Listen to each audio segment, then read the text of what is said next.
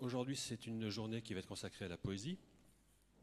Je laisserai la parole dans quelques instants, avant que Jean-Pierre ne mange le micro pendant 1 heure, à Jacques, qui nous parlera du festival Poésie dans la rue, puisque cette journée est organisée en partenariat avec ce festival qui a maintenant 5 ans d'âge. Voilà. Donc, cogitation avec une première partie ce matin avec Jean-Pierre Siméon, donc, que je présenterai peut-être un peu plus largement tout à l'heure, mais enfin, je ne sais pas s'il a besoin de le présenter vraiment. Il le fera bien lui-même. Et cet après-midi, 2 discussions, 2 tables rondes avec différents intervenants, dont certains sont déjà dans la salle. Je les salue et je les remercie d'être déjà là, que j'animerai, table ronde que j'animerai. Et puis après, vous ferez ce que vous voudrez, mais vous sachez qu'à partir de ce soir jusqu'à dimanche soir, et Jacques vous le précisera, il y a donc ce festival auquel je vous convie bien sûr. Je vous invite à vous y rendre. Voilà, donc je ne vais pas faire plus long. Jacques, si tu peux nous dire quelques mots avant que Jean-Pierre ne prenne le micro, parce qu'après il ne le lâchera plus. Hein. Quelques mots sur le festival et sur la genèse de ce festival et les gens qui sont invités, ça serait très bien. Oui, tout à fait. Bonjour, et d'abord je voudrais remercier Dominique Ponchèvre et toute l'équipe de l'ARL de nous avoir demandé de nous associer à cette journée sur la poésie. Donc ça, c'est très, très, très intéressant.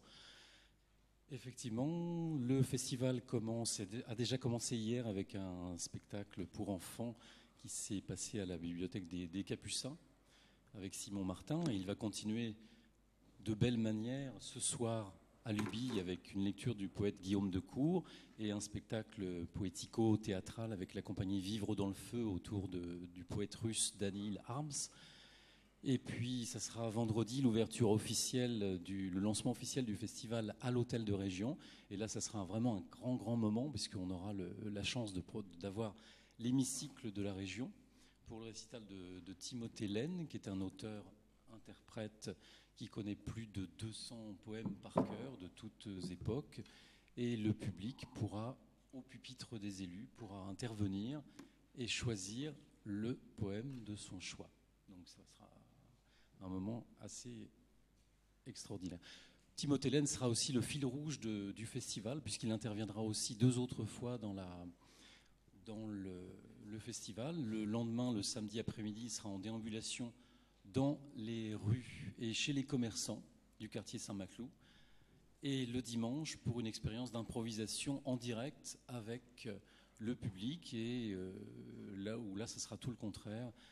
C'est quelque chose qu'il nomme balbutiement. Donc ça sera aussi un moment très intéressant. Alors vous dire aussi qu'il y a aussi, donc en tout, il y aura 9 poètes invités. 9 poètes invités cette année. Donc c'est un gros festival. Il y a des éditeurs de poésie qui seront bien sûr sur la place du Lieutenant-Aubert avec leur stand le samedi et à l'Être Saint-Maclou le dimanche. Et puis comme c'est Poésie Danse la rue, il y aura aussi bien sûr des compagnies de danse et dont l'Éolienne, qui nous fait le plaisir de revenir pour la 2e année, l'Éolienne. Donc parce que en fait, nous, l'originalité du festival, c'est un petit peu de croiser la poésie et la danse. Et l'Éolienne, qui est habituée à ce genre de mix entre les techniques circassiennes, chorégraphiques et le texte. On se souvient de ce qu'ils ont fait avec Annie Ernaux sur Une Passion simple, leur dernier spectacle. Et donc là, Florence Caillon de l'Éolienne a vraiment joué le jeu pour la 2e fois, et en acceptant d'adapter des petites formes chorégraphiques, un grillage et puis une création qui sera 1 + 1 n'est pas égal, à partir de textes poétiques, dont un texte de Claude Berg, qui est ici présente, je crois, et un texte de Claude Berg qu'elle a choisi pour cette performance qui s'appelle Un grillage. Donc ça, c'est à découvrir le dimanche après-midi dans l'Être Saint-Maclou. Voilà, que vous dire d'autre ? Eh bien que on est de toute façon très très content depuis 5 ans de voir l'ampleur et d'avoir fidélisé un public et d'avoir vraiment... Bon, c'est un combat à chaque fois, c'est pas facile, c'est pas évident, parce que je me rappelle la première fois que je suis allé toquer aux portes des institutions. On m'a dit, qui vous êtes, vous vous êtes libraire, vous êtes poète? Non. Vous êtes éditeur? Non. Non, j'aime la poésie. Bon, voilà. Donc on a combattu, on a vraiment formé une association dont plusieurs membres sont ici et liront eux-mêmes des textes dans le cadre d'un atelier par cœur le dimanche matin autour de textes de Gerasim Lucas. Ils ont été coachés aussi par Timothée Laine. Et donc voilà, on est très très contents.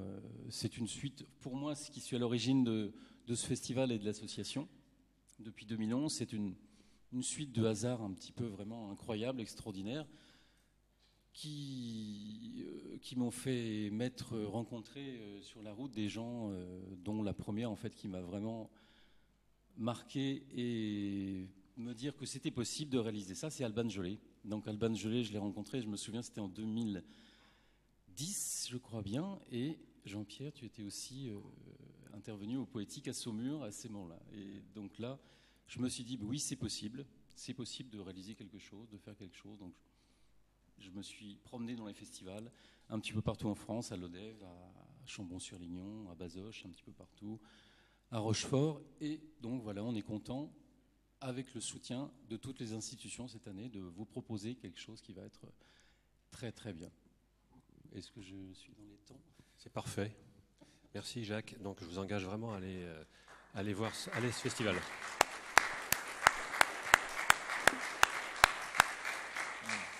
Bon, alors on va attaquer le gros morceau de la journée, pour commencer la journée avec Jean-Pierre. Donc Jean-Pierre, je n'ai pas faire son curriculum vitae parce que je le connais moi très bien depuis longtemps, mais je veux dire qu'il a une casquette, c'est pas une casquette, c'est une garde-robe de casquette. Donc il est plus connu pour l'instant parce qu'il est directeur du Printemps des Poètes, directeur artistique, mais aussi c'est surtout un poète au départ, qui est aussi éditeur, qui participe au travail de chez Chêne Édition par exemple. Il a fait un gros travail à Clermont-Ferrand au niveau de l'UFM il y a quelques années de ça déjà maintenant, qui se poursuit d'ailleurs avec des personnes que vous verrez tout à l'heure, puisque Françoise Lalo sera là. Un travail auprès des enseignants et des enfants. Et à côté de ça, Jean-Pierre, si on l'a invité, c'est pas uniquement parce qu'on l'aime bien, c'est aussi parce qu'il a un vrai discours politique par rapport à la poésie, et je crois que c'est très intéressant que ce discours soit entendu haut et fort, parce que c'est vraiment le moment ou jamais de le donner, ce discours. Jean-Pierre, je vais te laisser la parole. Alors, il est 10h01. Si tu veux 1h15, ça te va. C'est ton train après. Moi, Non, mais je peux faire plus.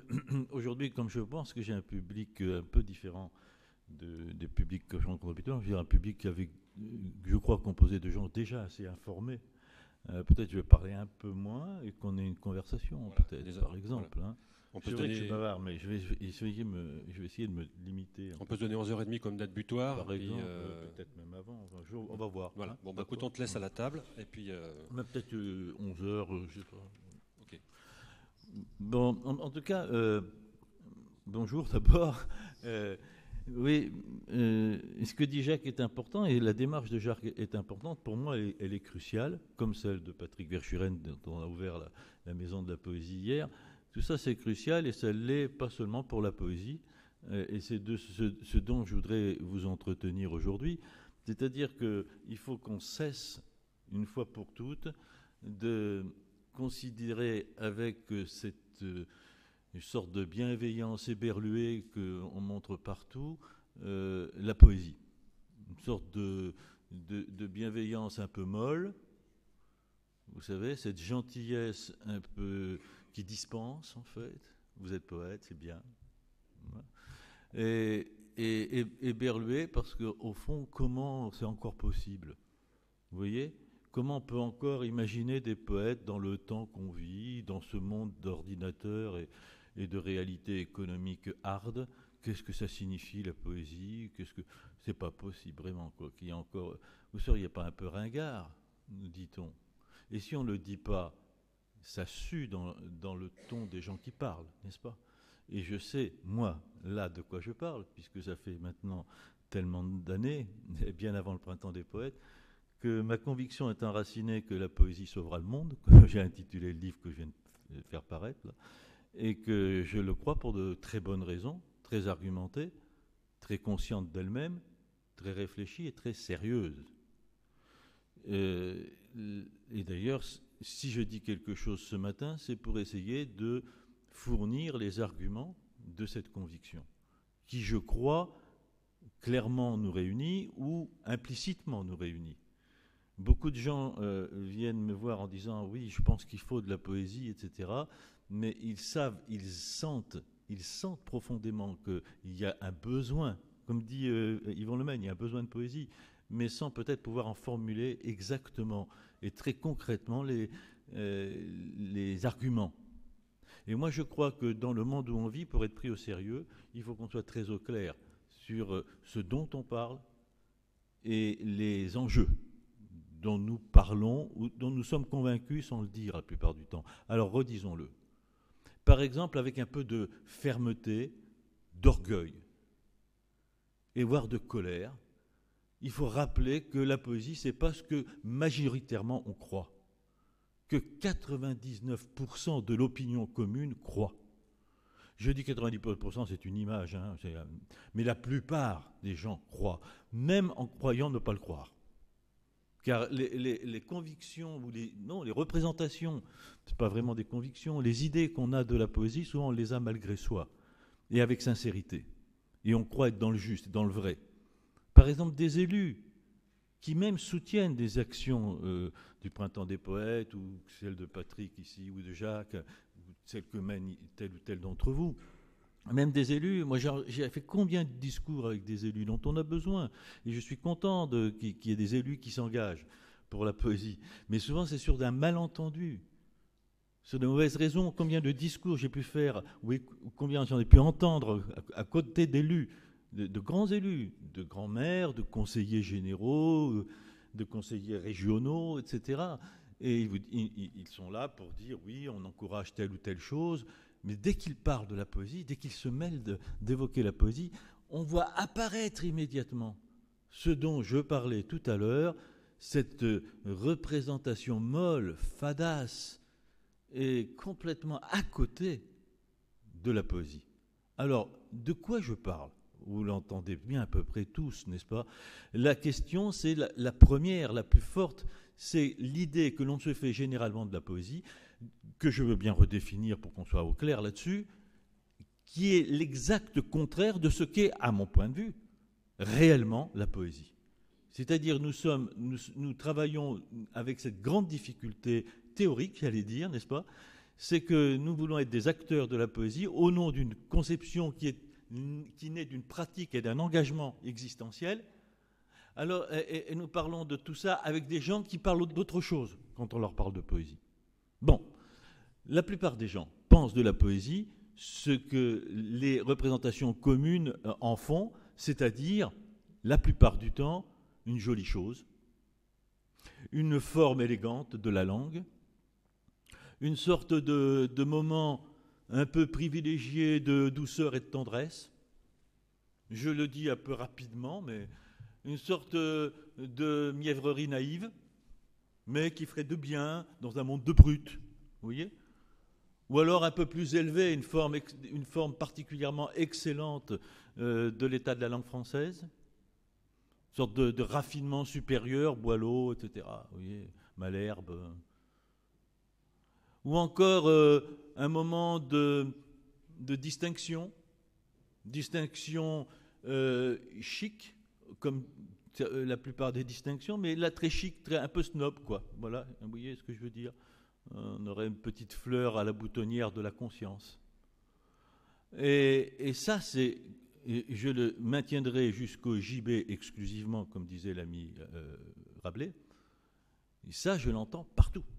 Comme on ne raconte pas d'histoire. Oh non, monsieur Siméon, vous exagérez. Non. J'ai payé pour le savoir, que je n'exagère pas, que même des conseillers de ministère bardés de diplômes, quand ils vous reçoivent, ils ont l'idée de la poésie que j'ai dite. Finalement, même si eux, ils pensent que c'est une charmante chose un peu excellente, un peu au-dessus du panier, ça n'est quand même qu'un peu secondaire. Que la cerise sur le gâteau, pour reprendre une formule populaire, n'est-ce pas ? Que la chose qui peut venir en plus, après, ou alors une chose bizarre et séparée. Parce qu'arrive ici le deuxième grand corps de représentation, la poésie, c'est quand même une étrangeté particulière. Il y a tout le gentil dont j'ai parlé, le charmant, le distingué, vous voyez de quel registre sémantique ça relève, et puis il y a cette autre particularité, c'est que la poésie, ça serait quand même dans l'histoire du monde, dans l'histoire de la littérature, dans l'histoire des comportements, ça serait quand même le fait des bizarres. des gens hors d'eux. Hors d'eux. Hors d'eux, pas de... Enfin, les deux, quoi. Ce serait cette étrangeté qui ferait qu'on serait, quand on serait poète, hors de la société, hors du sens commun, donc un peu insensé. Vous voyez ce que je veux dire? Fou, quoi. Maudit, quoi. Et vous voyez l'image du romantique isolé et perdu qui arrive derrière. Parce que toutes ces représentations dont je parle, dont je suis sûr, là je les définis à grands traits, n'est-ce pas? Je suis sûr qu'elles sont très ancrées. Très ancrées. Elles ne viennent pas comme ça. Elles sont diffuses et elles se transmettent de génération en génération. Et elles se transmettent, hélas, Claude, mon ami Claude Bert, pourtant tellement féconde comme moi et quelques autres, n'est-ce pas? Elles se transmettent, hélas, souvent par le discours professoral, par la façon dont la poésie est prise en compte à l'école, au collège, au lycée, dans le système scolaire. Parce que là aussi, avec les meilleures intentions du monde, on a véhiculé des représentations fadasses de la poésie, désengagées. Désengagées de quoi? De ce qui fait le fond de l'enseignement. Vraiment, qu'est-ce qui fait le fond de l'enseignement? C'est transmettre à des jeunes consciences des modes de relation actifs, éveillés au réel, n'est-ce pas? Mais si la poésie est hors du réel, et si elle est une gentille chose, évidemment, elle n'est plus prise en compte sérieusement. Et donc, au lieu d'être au cœur, comme elle devrait l'être au cœur de l'enseignement et du processus éducatif, elle est encore dans une marge charmante, n'est-ce pas? Et particulière. Ce particulier du plus, du à côté, du quand on a le temps, du c'est pas essentiel, mais il faudrait bien. Voilà. Donc, vous voyez, tout ça, il faut qu'on se le dise et qu'on soit très au clair là-dessus et qu'on le dénonce en permanence. Qu'on le dénonce, c'est-à-dire qu'on énonce autrement. Et que l'on confronte ces représentations tellement constituées et ancrées, qu'on les confronte à d'abord la réalité de la poésie, qui est évidemment à l'extrême opposé de ces représentations, et je vais parler de ça maintenant, mais qu'on les confronte aussi à des pensées autres et constituées. C'est là que je pense que, c'est pour ça que j'ai fait, encore une fois, ce n'est pas pour faire de la pub, mais cet essai que j'ai essayé de faire très précis et très argumenté, il faut aussi qu'il y ait de la pensée. De la pensée qui touche aussi les intellectuels, les décideurs, les médiateurs. Parce que les représentations dont je parle, aussi incroyablement naïves qu'elles paraissent être, elles sont partagées, je vous le jure, par des médiateurs de très haut vol. Des grands journalistes, des grands directeurs d'institutions culturelles. Oui, au fond, si on gratte un peu, leur représentation de la poésie, c'est ça. Et voilà qui explique en partie, seulement en partie, il y aurait bien d'autres raisons, l'exclusion de la poésie ces dernières décennies du champ social. N'est-ce pas? Et je crois qu'une de ces raisons essentielles, ce sont ces représentations si armées, si constituées, et fières d'elles-mêmes, et contentes d'elles-mêmes, et assurées d'elles-mêmes, par méconnaissance, ignorance. Il peut y avoir l'ignorance, évidemment, on le sait bien, chez des énarques et même chez des agrégés de lettres. Hein. Je le sais assez pour les avoir fréquentés, n'est-ce pas?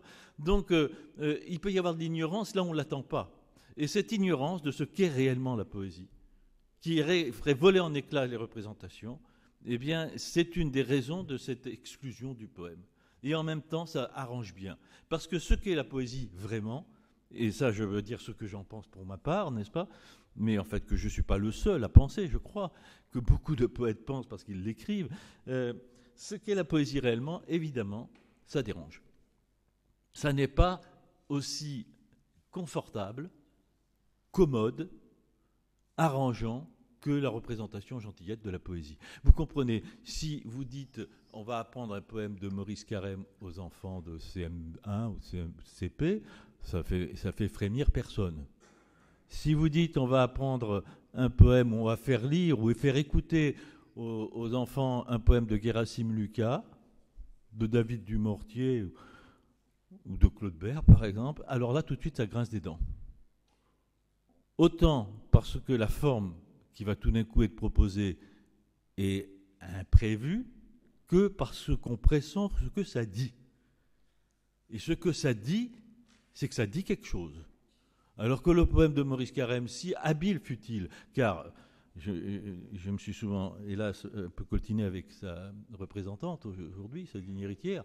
Maurice Carême a eu beaucoup de talent, mais il ne dit du monde aux enfants que ce que les enfants en savent déjà par tous les biais des représentations les plus vénielles, les plus désengagées, les plus molles et les plus fausses, exactement, en fait. Un monde arrangé et arrangeant. Un monde gentil, grosso modo. Ça ne veut pas dire qu'il n'y a pas de réussite magnifique chez Carême, c'est une question de principe, de conception, de parti pris, de l'idée de la poésie que ça véhicule. Voilà, donc j'y reviens. De quoi on parle, au fond, quand on parle de poésie, et qui doit fédérer notre action, notre conscience de notre action, nos consciences, et qui peut justifier que la poésie ait à voir avec le politique. Parce que de mon point de vue, et je n'ai jamais pensé la poésie autrement, question de nature personnelle, de pensée personnelle, de mon point de vue, la poésie a tout à voir avec le politique, et même, donc, elle doit être au cœur du politique. Et il faut que je le justifie. Bien sûr, je ne peux pas dire ça comme ça ne me paraît pas sérieux. Et même si je peux répondre d'une boutade, comme dans mon essai, il est temps de changer de sérieux, il faut quand même qu'on dise pourquoi c'est sérieux d'affirmer ça. Donc, j'y viens. De quoi on parle quand on parle de poésie? Vous voyez? La plupart du temps, donc, on pense à l'objet poème dans sa forme la plus traditionnelle, telle qu'on la reconnaît dans le corpus de textes qui nous a été livré par le milieu scolaire. Ou, hors dehors du milieu scolaire, très peu, même si nous sommes quelques-uns à aller contre, justement, très peu par le processus social. Par exemple, au moment de la fête des mères, un poème affiché à un endroit, etc., imprimé sur papier Richard Debat. Vous voyez ce que je veux dire?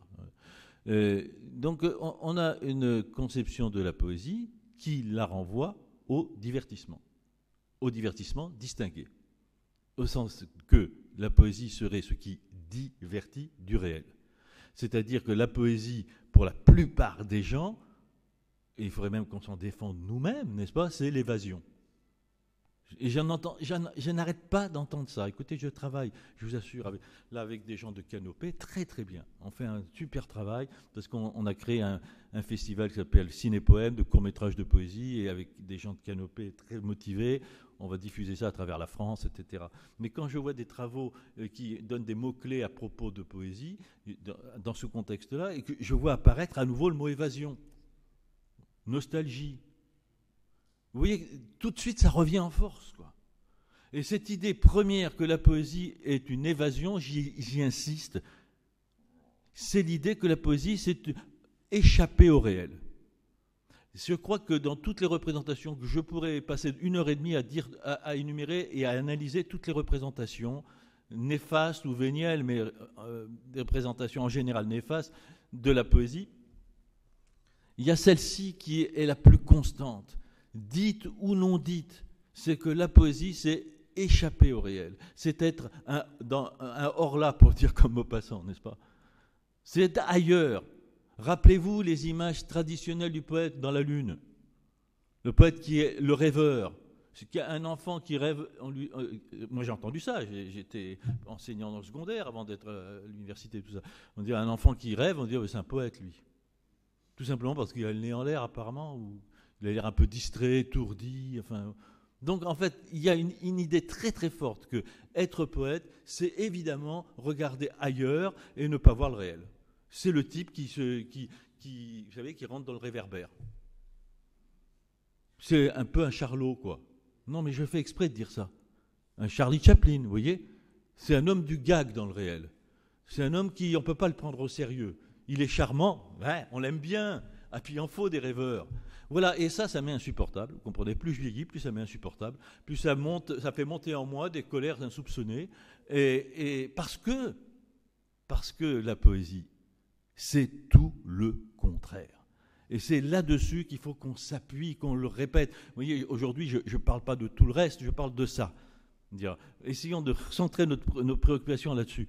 La poésie, c'est tout le contraire de l'échappée du réel. C'est peut-être de tous les instruments que l'homme s'est inventé pour s'approprier le réel, pour interroger le réel, pour le comprendre, Et pour l'habiter, c'est peut-être le plus juste et le plus efficace. Eh bien oui, moi je dis, c'est même pas peut-être, c'est sûrement. Et vous voyez qu'on est en plein contre-pied. Effectivement, c'est un tête à queue. C'est-à-dire que je peux le dire au nom de tellement de poètes. Regardez, je cite souvent cette phrase dont on ne mesure jamais la conséquence, de Novalis, poète romantique allemand, du grand romantisme allemand, qui disait plus il y a de poésie, plus il y a de réalité, qu'on peut traduire aussi plus il y a de poésie, plus c'est vrai. Enfin, selon les traductions. Mais plus il y a de poésie, plus il y a de réalité, moi ça me convient. On ne va pas faire un discours philosophique sur poésie, vérité et réalité, mais enfin, bref. En tout cas, ça dit bien les choses. Et pourtant, un poète romantique et mystique. Mais qui évidemment considère le réel autrement que ce dans quoi on l'enferme habituellement. Mais vous savez, Philippe Soupeau disait « La poésie, c'est le réel absolu ». Vous savez, j'en ai plein comme ça, des citations. Les poètes disent tous, et parce qu'ils l'éprouvent, qu'ils affrontent le réel, qu'ils sont entichés du réel. C'est-à-dire, contrairement à tout ce qu'on croit, le poète n'est jamais celui qui s'évaderait de la lourde charge d'habiter le monde. C'est tout le contraire. Il n'y a pas plus engagé dans l'existence qu'un poète. Engagé dans l'existence dans tous ses états. Simplement, justement, et c'est cela qui est essentiel, c'est que les poètes, en général, quel que soit leur choix, moi je parle de la poésie dans son immense universalité, dans toutes ses strates, dans toutes ses formes, dans tous ses enjeux, justement, je vais en parler de la multiplicité des enjeux. La poésie dans cet immense geste universel et intemporel, puisque ça date de toujours, la poésie ne fait qu'interroger le réel. Les yeux dans les yeux. Sauf que le réel dont parle la poésie, c'est un réel complet.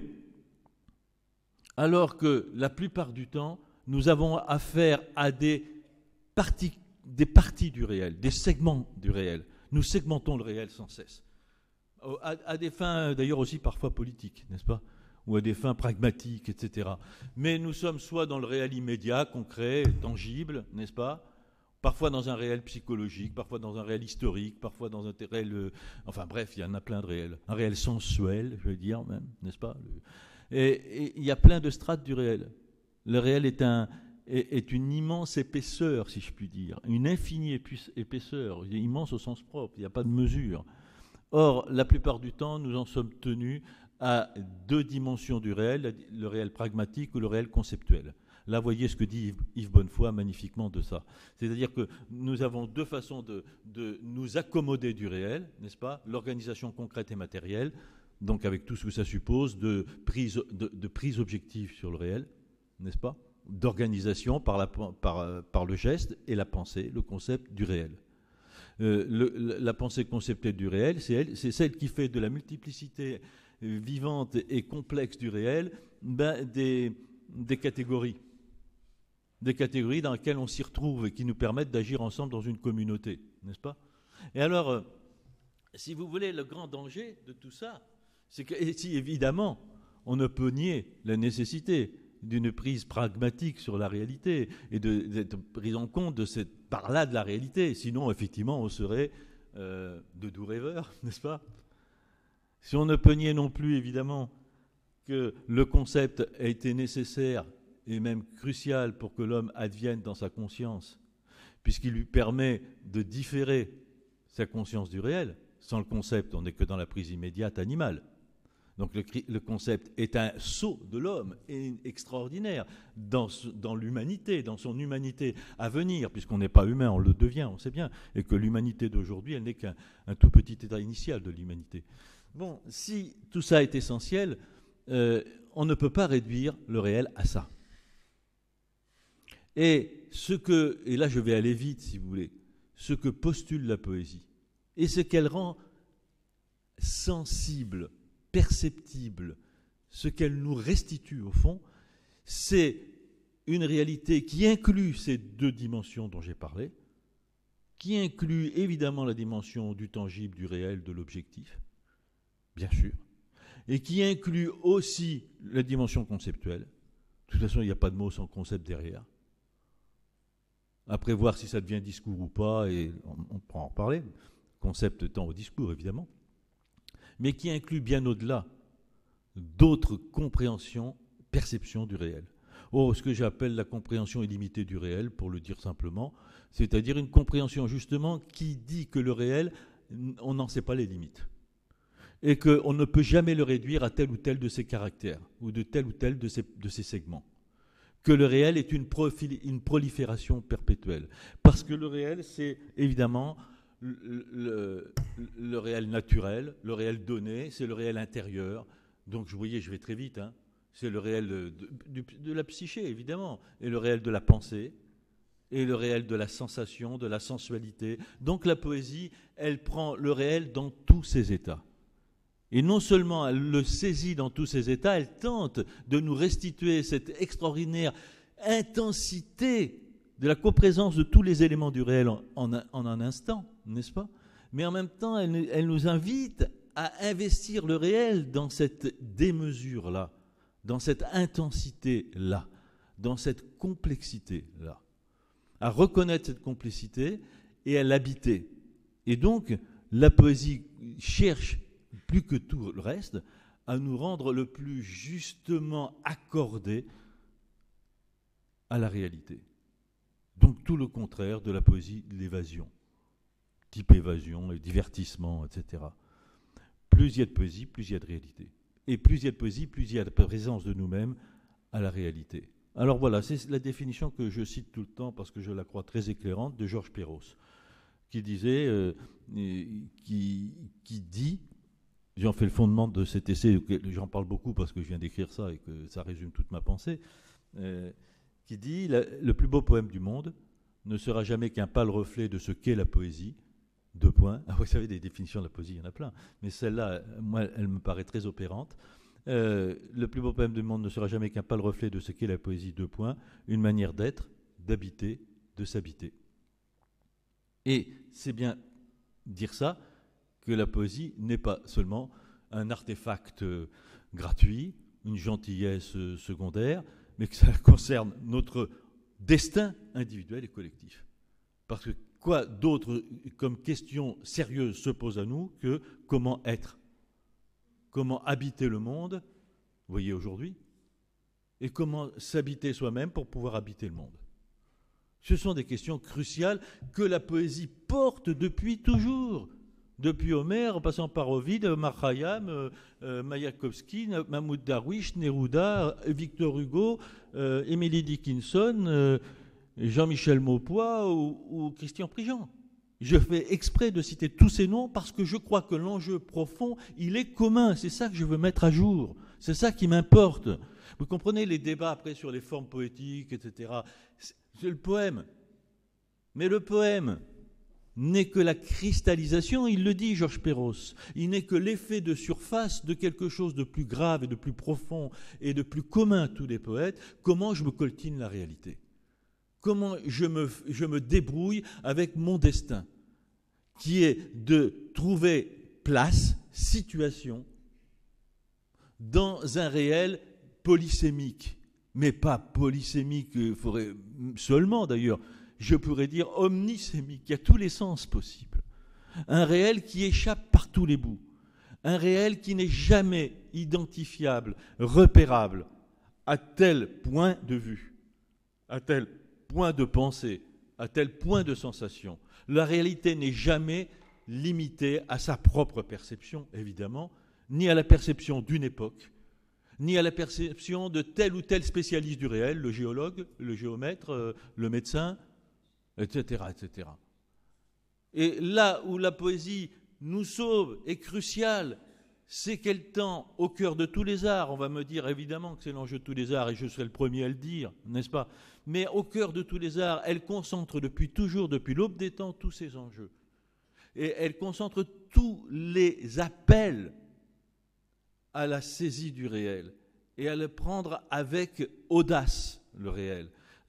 La poésie, c'est le refus de s'en tenir au sens indiqué, Or, il faudrait que je parle plus de ça, mais évidemment, vous comprenez que plus l'homme construit son devenir, plus il se construit en société à travers l'histoire, plus il indique, plus il construit, plus il forme, plus il formalise, plus il classifie, plus il organise. Il fait de tout, de chaque chose, un tout séparé, et construit, etc. Et ça, c'est nécessaire. Comme on construit une ville, on fait des rues, on fait des maisons, elles se constituent, etc. C'est nécessaire que dans l'édification de l'humain, il y ait ces formalisations, j'allais dire, parce que c'est tout proche, normalisation. Ces normes imposées, ces normes reconnues et recevables et partageables. C'est nécessaire, mais c'est notre mort. Parce que plus il y a catégorisation, plus il y a uniformisation, formulation, normalisation et uniformisation. Plus il y a sens indiqué, donc arrêté pour être objectivable et partageable, plus on tue le réel, plus on perd le réel. Et d'ailleurs, si je fais un court-circuit très rapide, regardez, on n'a jamais autant perdu le réel que dans le monde dans lequel on est. Voilà exactement ma thèse. Quand je dis la position allemande, c'est ça. Ma thèse, c'est ça. C'est qu'aujourd'hui, c'est critique. Le point critique, c'est qu'on est globalement, les sociétés occidentales notamment, ont complètement perdu le réel, puisqu'on n'est que dans des discours conceptuels. On n'est que dans du concept, le discours détaché du réel, des formalisations du réel. Et je dis cette formalisation dans la langue technocratique et la langue d'apparat. Vous voyez bien comment, l'exemple très simple, n'est-ce pas, pour dire le technicien de surface au lieu de dire la femme de ménage.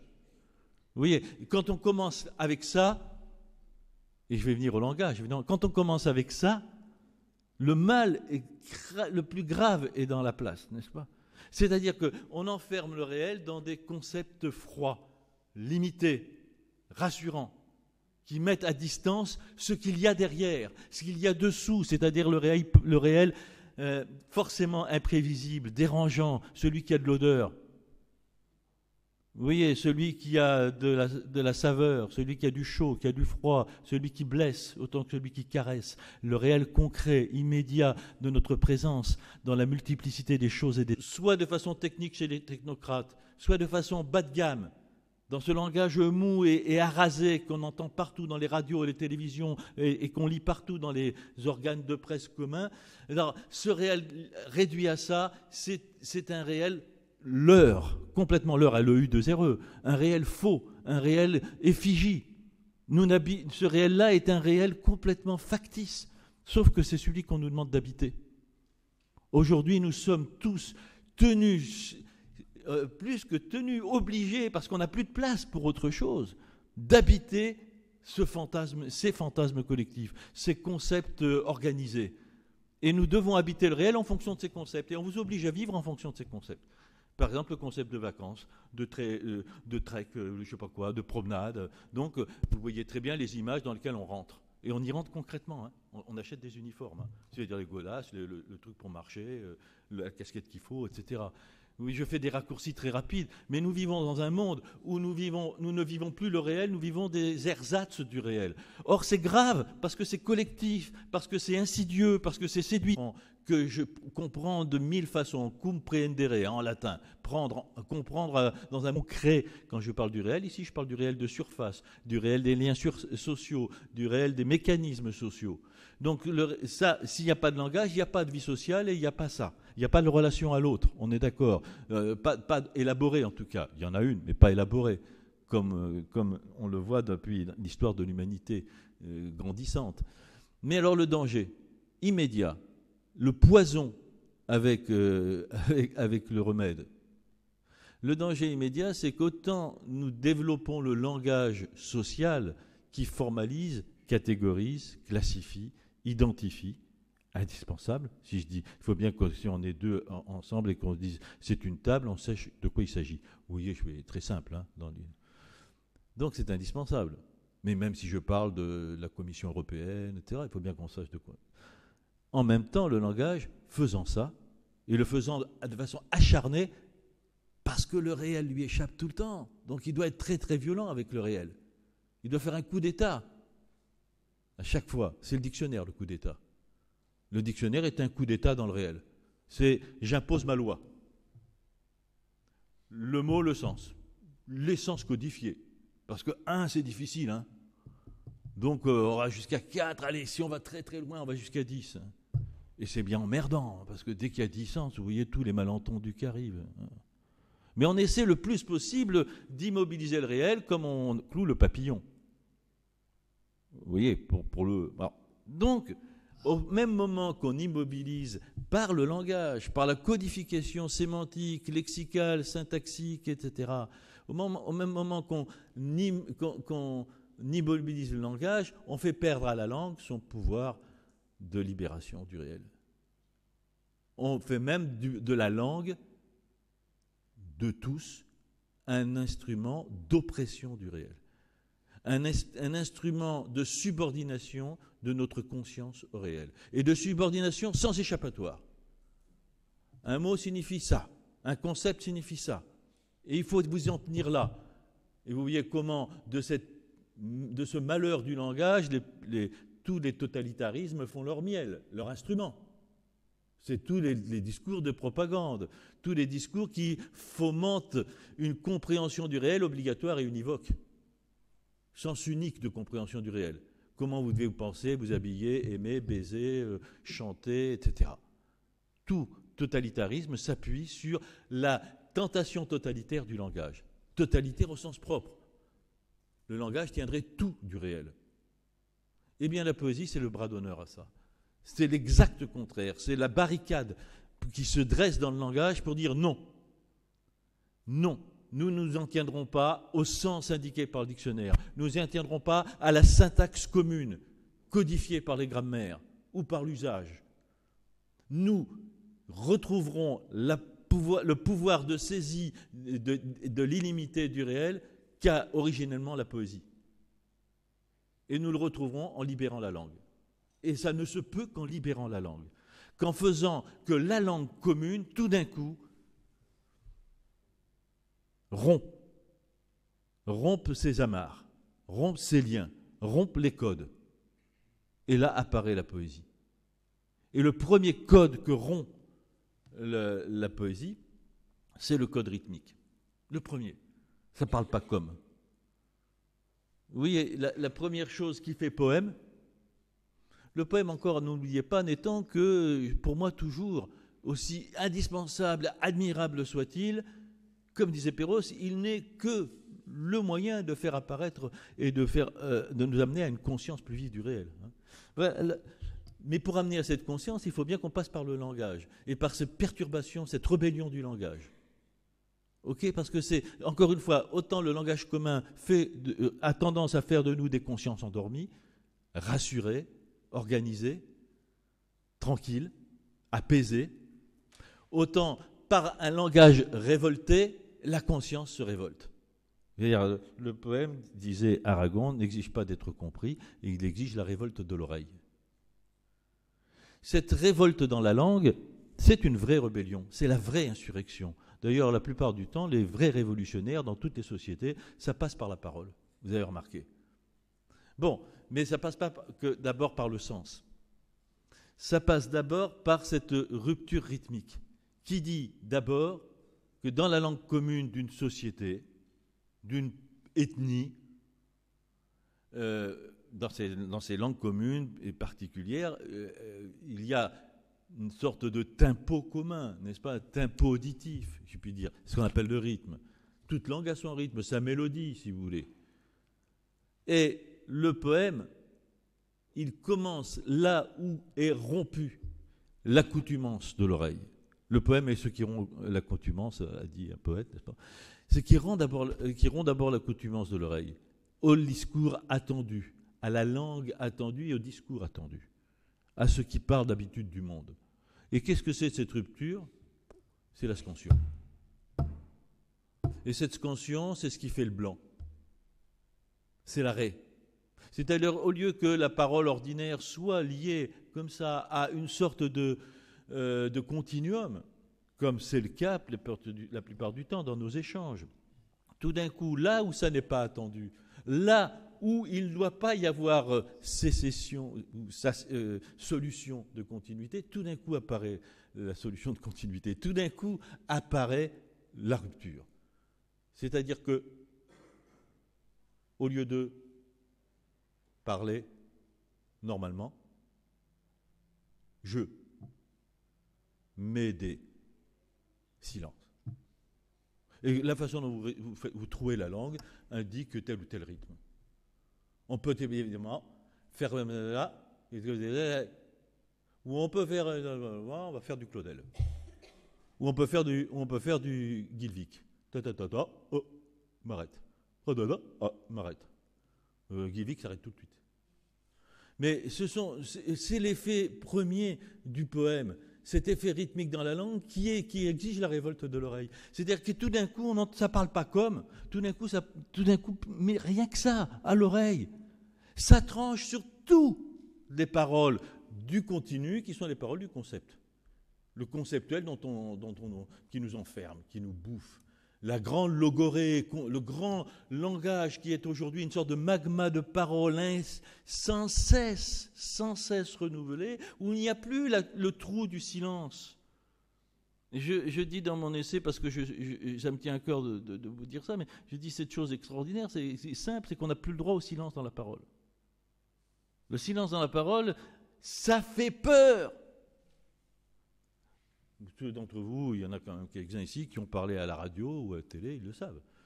L'horreur, la phobie extraordinaire de tous nos animateurs, intervieweurs et questionneurs, c'est le trou, c'est le blanc, c'est le silence. C'est incroyable, vous savez, incroyable. Mais c'est à un point que c'est névrotique.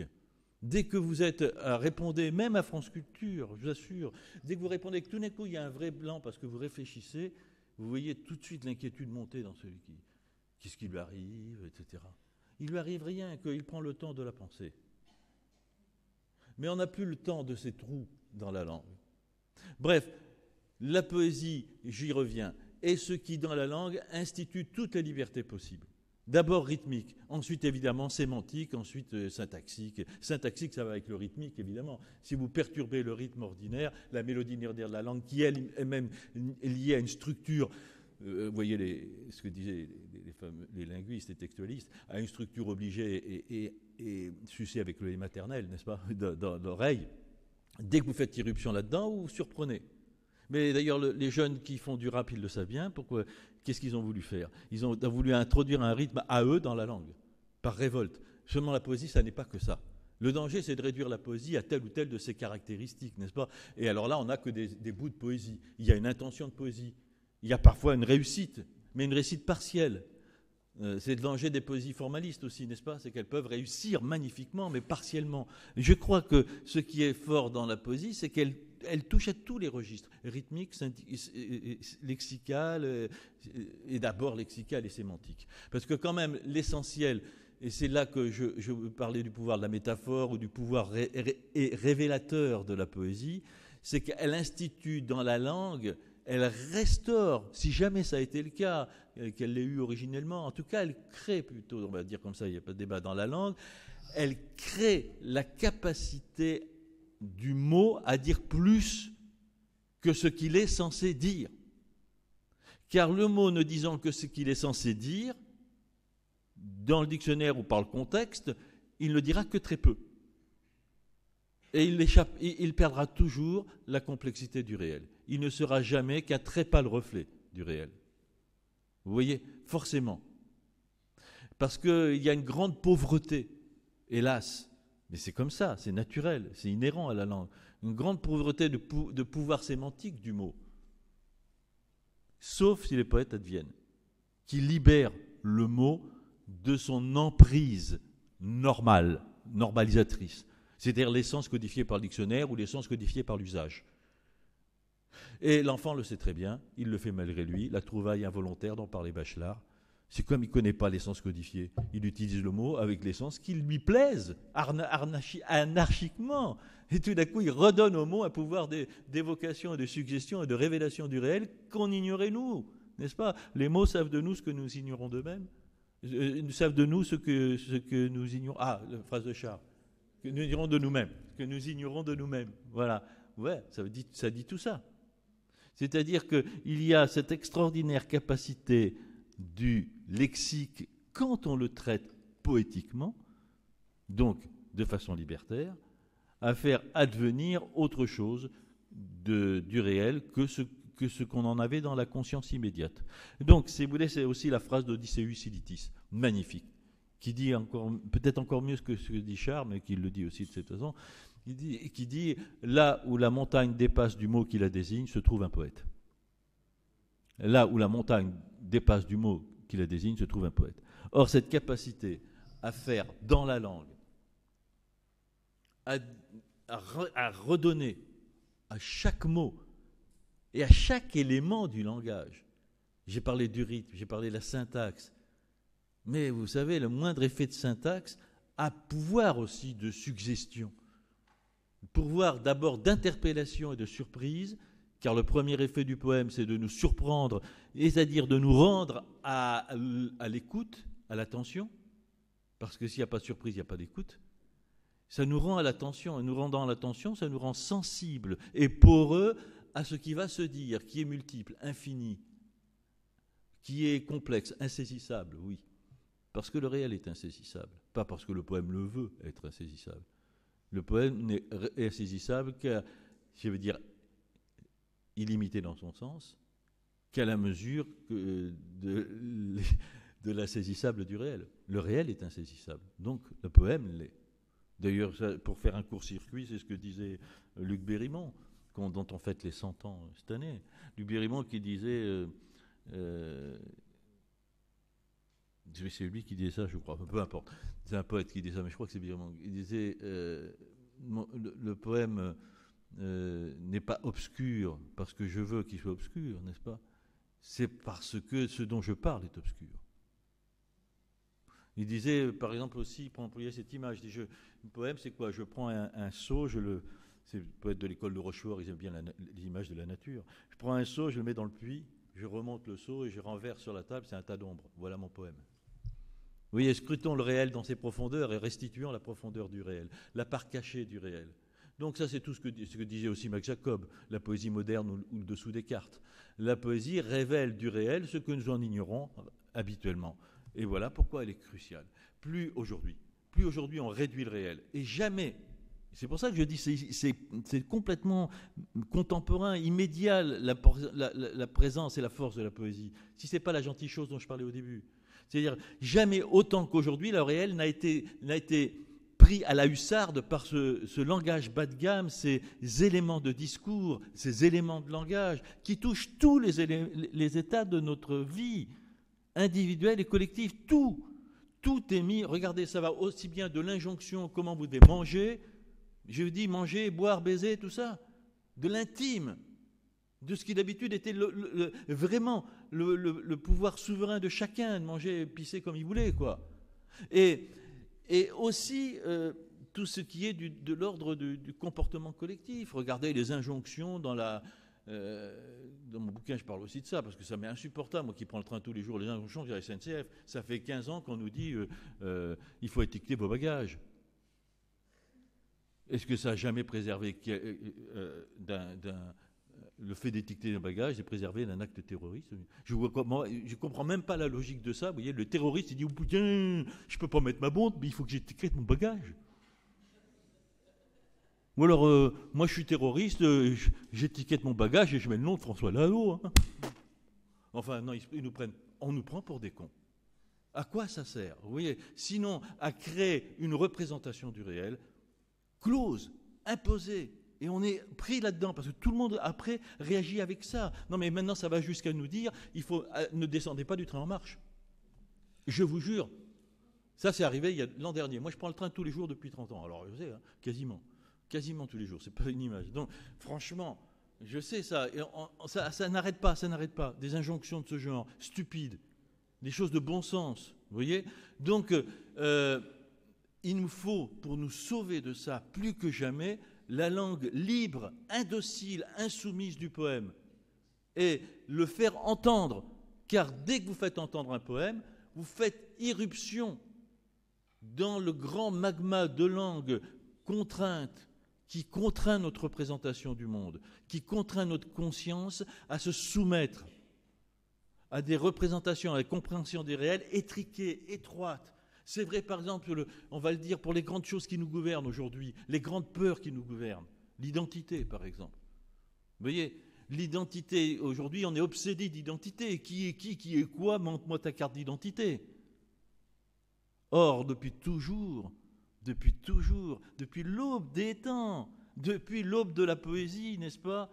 Depuis les poètes sumériens, oui, depuis les tablettes d'argile, je vous le jure, je vous donne des exemples, en passant par les Grecs jusqu'à aujourd'hui, les poètes mettent en cause le principe même de l'identité. Chez les poètes de Sumer, oui, vous voyez la déesse Inanna, qui est déesse de la guerre en tant que de l'amour. Drôle d'identité quand même, non? Et regardez Ulysse, par exemple, qui dit je suis personne. Vous vous rappelez? C'est une drôle d'identité. Et puis Rimbaud, qui a dit quand même depuis un petit moment à tous les ministres de l'Intérieur, je est un autre. Mais les ministres de l'Intérieur ont tendance à avoir l'oreille sourde, hein, etc. Ou je sais pas, moi, qui disait, c'est Ahmed Guern ou je sais plus qui disait, ma patrie est sous la plante de mes pieds quand je me tiens debout. Sur les questions d'identité, de patrie, de lieu, etc., les poètes ont tout dit. Que rien n'est plus incertain qu'une identité, puisqu'elle se construit, qu'elle n'est jamais fixe. Et autant la société tend à identifier, donc à faire des cartes d'identité pour tout. Mais vous voyez, quand je dis elle fait des cartes d'identité pour tout, symbolique, hein, vous avez la carte d'identité pour vous, mais la carte d'identité du paysage, la carte d'identité des vacances, la carte d'identité de la maison secondaire, enfin, il y a des cartes d'identité pour tout. Il faut montrer sa carte d'identité, il faut être recevable dans le contexte. Donc, je dis, la poésie, c'est une véritable révolte, d'abord, avant d'être une révolution. C'est d'abord une révolte.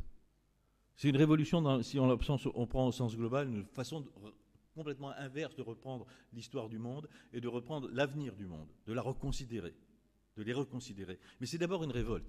C'est vraiment libertaire. La langue se libère pour dire la représentation du monde est libre.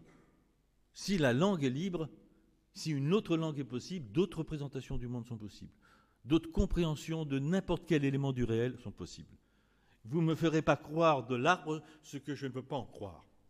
L'arbre, ce n'est pas seulement la définition de l'arbre telle qu'elle est dans le dictionnaire, telle qu'on donne et c'est utile évidemment, telle qu'on donne la botanique, etc. L'arbre, c'est aussi l'infini de sens de tous les arbres du monde.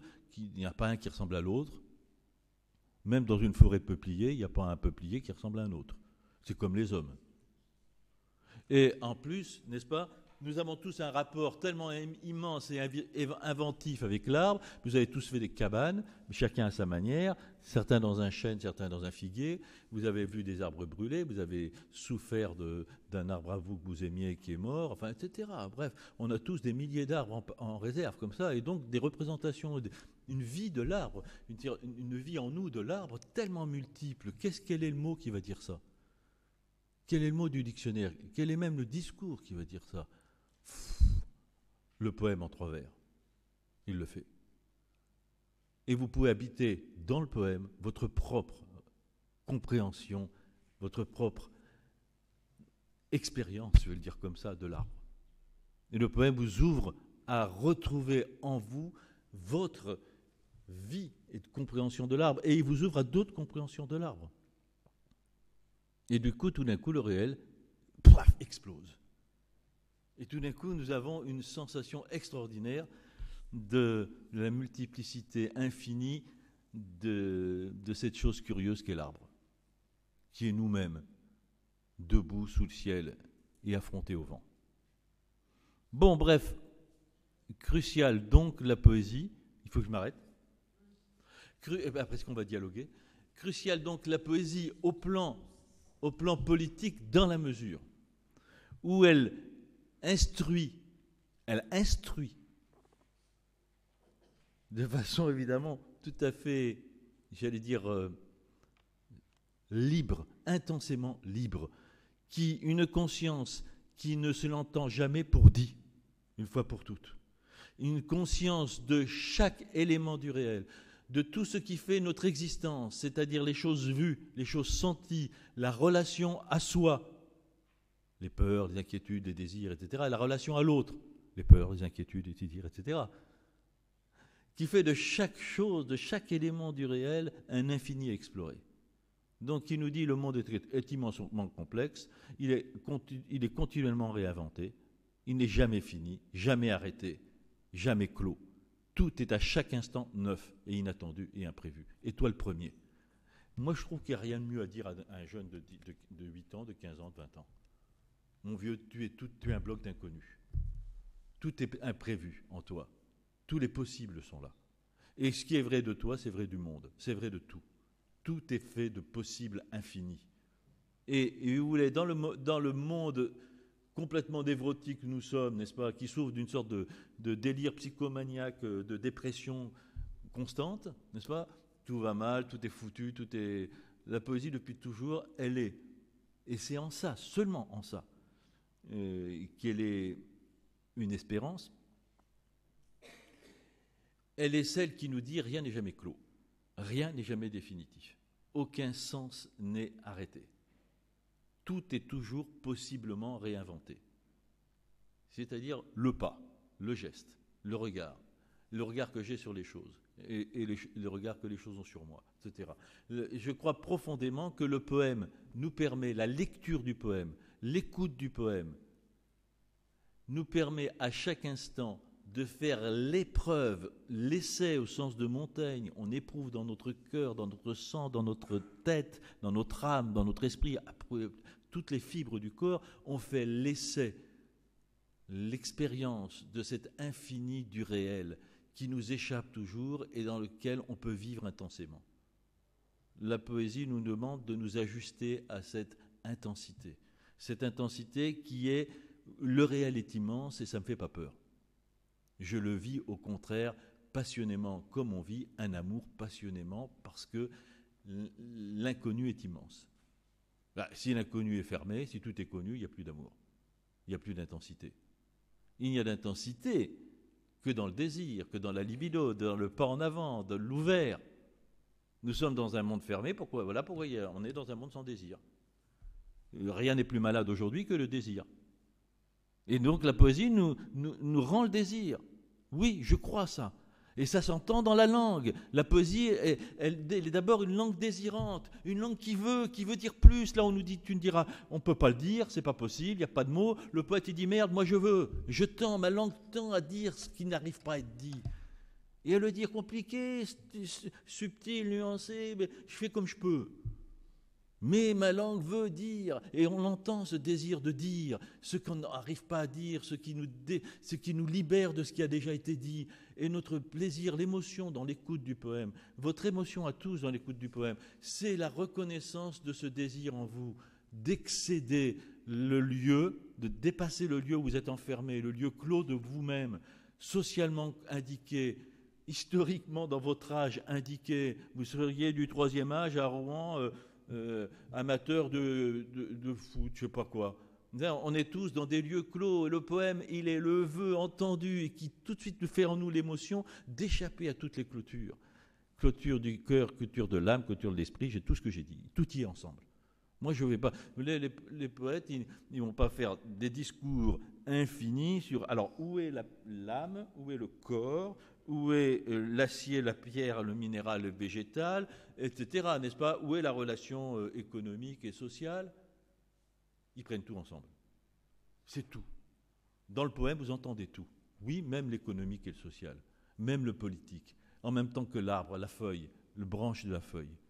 Et vous entendez surtout le vœu dans tout poème par la langue excédée, le vœu d'excéder les lieux à quoi nous sommes assignés.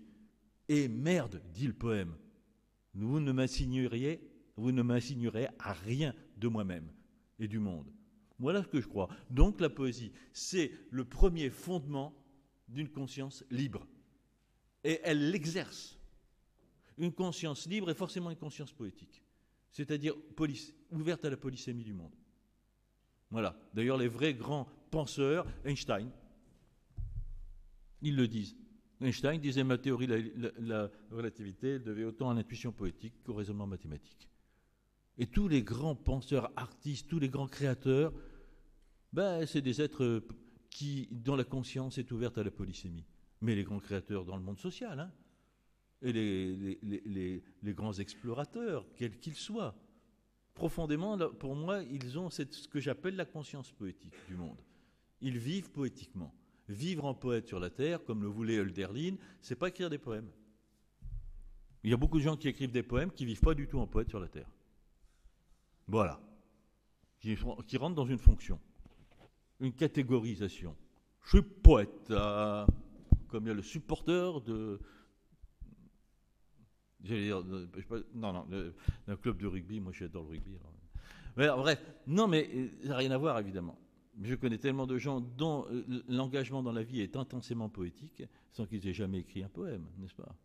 Mais la poésie est essentielle, et ce que nous faisons chaque jour de militantisme est crucial. Faire entendre partout le poème, c'est faire entendre ce lieu de liberté. Et alors, vous allez dire, tous les arts le font. Oui, bien sûr, moi je travaille dans le théâtre, je travaille avec des danseurs, etc. Mais la poésie, c'est tellement le moyen le plus efficace, le plus violent et instantanément opérant. Et il n'y a pas besoin de structure. J'ai pas besoin de projecteur, j'ai pas besoin d'un camion avec de la régie, etc. C'est-à-dire, votre voix, chacun, tout d'un coup, peut dire un poème d'Henri Michaud ou un poème de Dubélé. Moi, j'adore Dubélé, qu'est-ce que vous voulez? Mais Dubélé, ça fout la trouille à nos politiques. Hein. Dites-leur un vrai Dubélé, ça les fait chier. Parce que attendez, non, mais je le dis comme ça, sérieusement. C'est-à-dire, si évidemment je dis un Dubélé pour... ah oui, vous vous souvenez, heureux qui comme Ulysse... vous voyez, a fait un long voyage, et puis... Ça va, là, c'est la nostalgie. C'est la distinction entre nous, on fait la co-citation, vous savez. Ah ouais, moi aussi j'ai fait des études, des humanités, et là, il n'y en a plus aujourd'hui, etc. Mais si on dit vraiment dans un moment où il ne faudrait pas, on prend le temps, on prend un autre, pas connu, un poème de Dubélé, qu'on le dit pleinement, dans le silence qu'il faut au poème pour advenir, car il n'y a pas de poème sans silence, je l'ai dit au début, n'est-ce pas? Et c'est ce trou de silence dans la langue qui fait qu'on l'écoute, et c'est ce qui lui donne valeur. Puisque quand il y a l'épaisseur de silence, il y a la possibilité de la résonance. Sinon, le mot n'a pas de résonance. Il est à plat. La langue ordinaire n'a pas besoin de résonance, puisqu'elle est à plat. Puisque le mot dit immédiatement ce qu'il veut dire, on s'en fout. N'est-ce pas? Si on vous dit il n'y aura pas de croissance ce mois-ci, voilà, c'est compréhensible immédiatement. Pas besoin de silence, hein. Pas besoin de résonance. Non, il faut de la résonance, il faut du silence. Toujours, dès qu'il y a poème, il y a silence, ou dès qu'il y a silence, il y a possibilité de poème. Voilà. Eh bien, il faudrait imposer ça. Déjà, imaginez dans un hémicycle, on fait un petit truc pour les poètes, pour leur dire qu'ils vont bien, mais dire oui, mais moi je vous lis un poème. Et par exemple, au lieu de dire un poème qui les satisferait, qui dirait un message immédiatement compréhensible, même comme j'aime pu en écrire sur les réfugiés, etc. Il dit non, je vous lis un Dubélé. Et on lit un poème de Dubélé, pleinement, dans le silence, etc. Et quelque chose advient qui est une extraordinaire, j'allais dire, une extraordinaire surprise. On n'entend plus parler comme ça. Je ne parle pas de la langue ancienne, parler dans cette forme, dans le poème, quoi. Peu importe que ce soit du vers ou pas, d'ailleurs. J'essaie de me faire comprendre. Si dans le lieu du discours ordinaire, qui serait l'hémicycle, vous voyez, le lieu du discours, du concept, etc., j'ai dit, il ne faut pas chercher forcément le poème politique, quoi. Si simplement vous faites entendre Dubélé vraiment pleinement, vous créez un choc. Vous surprenez, vous gênez, vous dérangez. Les gens regardent leurs pieds. Je vous jure, c'est vrai, je l'ai fait. Et oui, parce que, voilà, ça parle pour être poésie, quoi. Mais peu importe vraiment, on sent bien que tout d'un coup, ça nous amène là où on ne devrait pas être, parce que les gens, tout d'un coup, se retrouvent nus. Vous savez, le roi nu. Dès que vous faites entendre vraiment la poésie, les gens se retrouvent tout nus. Tiens, je suis un homme, je suis pas tel conseiller du conseiller adjoint de je sais pas quoi. Vous voyez ce que je veux dire? Tout d'un coup, fraternité humaine. Puis quand on entend un poème, on a aussi tous ramené à ce fond commun de l'humain. Nous sommes nus devant notre existence, quoi. Nous sommes nus devant le bruit du feuillage, le silence des étoiles. Jean-Pierre, si tu veux prendre ton train et avoir le temps de parler, il faut que tu puisses... Merde. Il faut que tu arrêtes un peu. Enfin, c'est comme tu veux, hein, mais bon. J'avais dit 11 heures, j'ai pris 10 minutes de plus, c'est tout. Bon, voilà. Allez, ça va. On prend un petit moment, alors moi je m'en vais dans 20 minutes, 25 minutes, ça. Merci Jean-Pierre pour ce long exposé sur la révolte nécessaire que chacun de nous doit porter par rapport à la langue notamment. Je vais laisser la parole à la salle si quelqu'un a quelque chose à demander à Jean-Pierre ou à parler, à dire des choses autres, à compléter. Je ne sais pas si on peut compléter ce genre de discours, sans doute, oui. Alors,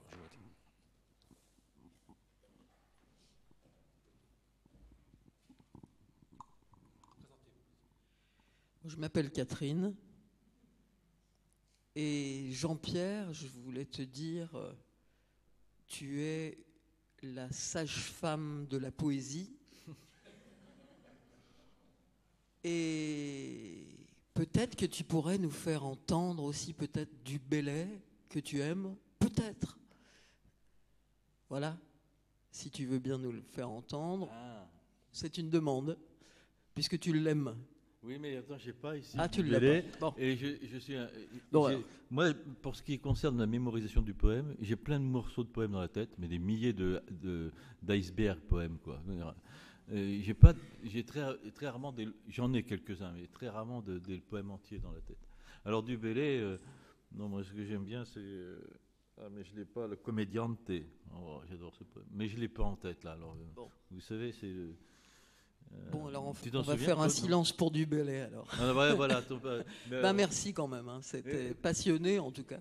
Mais vous savez pourquoi j'aime du Bellay quand même? J'ai dit beaucoup de mal de l'école, mais je peux en dire beaucoup de bien aussi, puisque j'ai été enseignant, formateur d'enseignants, et je défendrai jusqu'à la fin de mes jours l'école publique, laïque et obligatoire. Mais parce que quand j'étais jeune, on donnait des prix. Quand j'étais genou, je crois que c'était en collège. Et un jour, j'ai eu un prix de français. J'écrivais un peu bien le français, quoi, déjà. Et alors, le prix, mais c'est dommage, c'est à moi qu'on l'a donné parce que j'écrivais bien le français. Enfin, bon, bref. Et du coup, on m'a donné comme livre un livre de Les regrets du Bellay.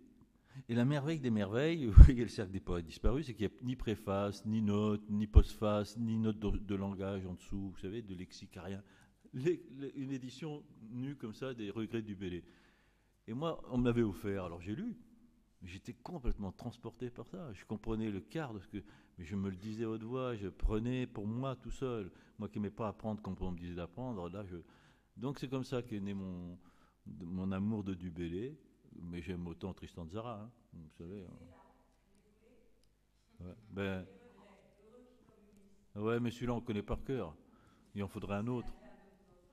Comment? Oui, moi je veux bien. Oui. Mais c'est moi qui vais le dire. Il a du Bellay. Il a inventé la langue, en fait. Maintenant. Non? Comment? Il a inventé la langue du Bellay. Il a inventé la langue? Bah oui, la langue française, en tout cas. Non, mais ça ira. Mais pas lui tout seul, quand même. Hein. Tous les poètes inventent la langue. Non, mais avant du Bellay, il y en a eu quand même des grands poètes.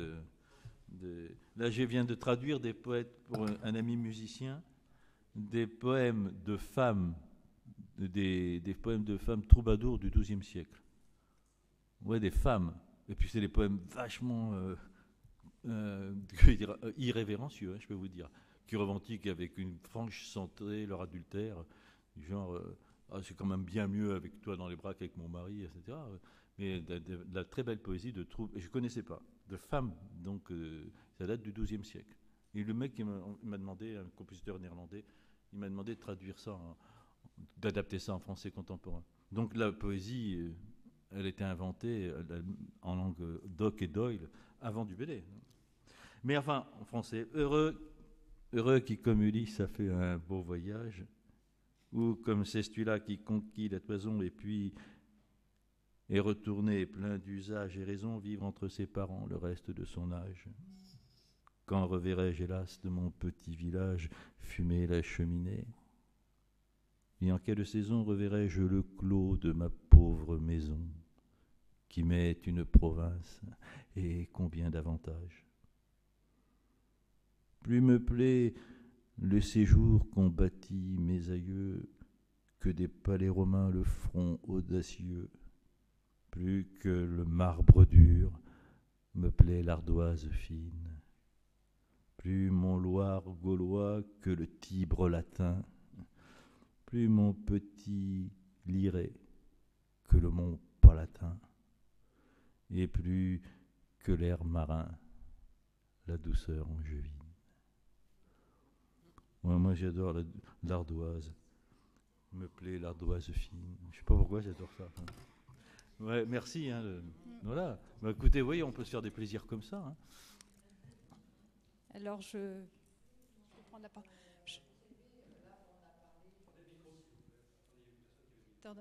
Pardon. Excusez-moi, je prends la parole. Je trouve quelques paradoxes dans votre discours.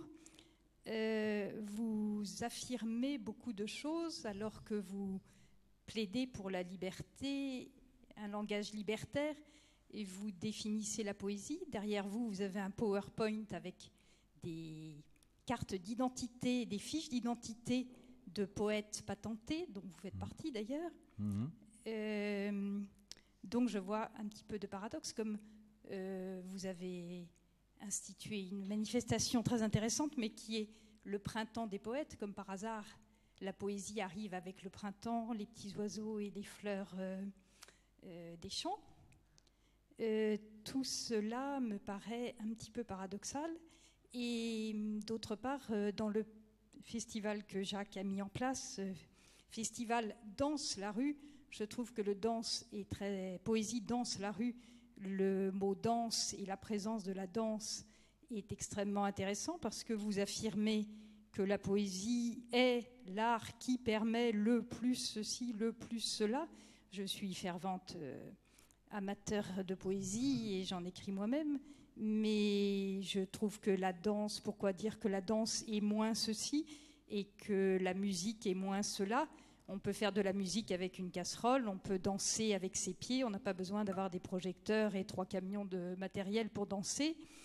Je pense que tout art authentique est le moyen d'expression, et je dirais que la poésie étant prisonnière justement d'une langue particulière, d'un langage particulier, ayant la particularité d'être à la fois signe et sens, est plus limitée d'une certaine manière que d'autres. J'adore Marina Tsvetaeva par exemple, mais je déplore de ne pas pouvoir la lire en russe, car comprendre le russe, comprendre sa langue en russe, c'est certainement tout autre chose que dans la meilleure des traductions. Voilà. Oui, je vais répondre à toutes vos questions, nombreuses. La première, vous disiez que je suis un libertaire et pourtant j'affirme. Écoutez, oui, j'ai des convictions et je les tiens et j'essaie de les argumenter. Je ne dis pas c'est comme ça, point. J'essaie de trouver les arguments. Et je vous l'ai dit, j'ai écrit un bouquin pour ça, pour essayer au plus près de dire d'où viennent mes convictions. C'est pas un point de vue comme ça, une sorte de compréhension, de raisonnement logique. Alors, une conviction, c'est pas une vérité absolue. Moi, j'ai pas de dogme. Je dis ma conviction. On m'invite à parler, je dis mes convictions. Mais moi, je vis dans un monde où plus personne dit ses convictions. On veut tous des consensus mous. Mais merde, je dis voilà en quoi je crois, voilà pourquoi ce que je pense de la poésie. Mais c'est ce que je pense moi. Quand quelqu'un pense l'inverse ou autrement, on en discute. Et on s'oppose, on se heurte, pourquoi pas. Mais on ne m'interdira pas d'avoir des convictions et de les affirmer fort, surtout pour la poésie. Et là, je ne me sens pas parler pour moi ou de ma propre conviction. On a assez soupé de l'intimidation des poètes. Comment on a intimidé les poètes, je veux dire, l'intimidation, comment on les a mis au rencard, comment on les a méprisés, etc.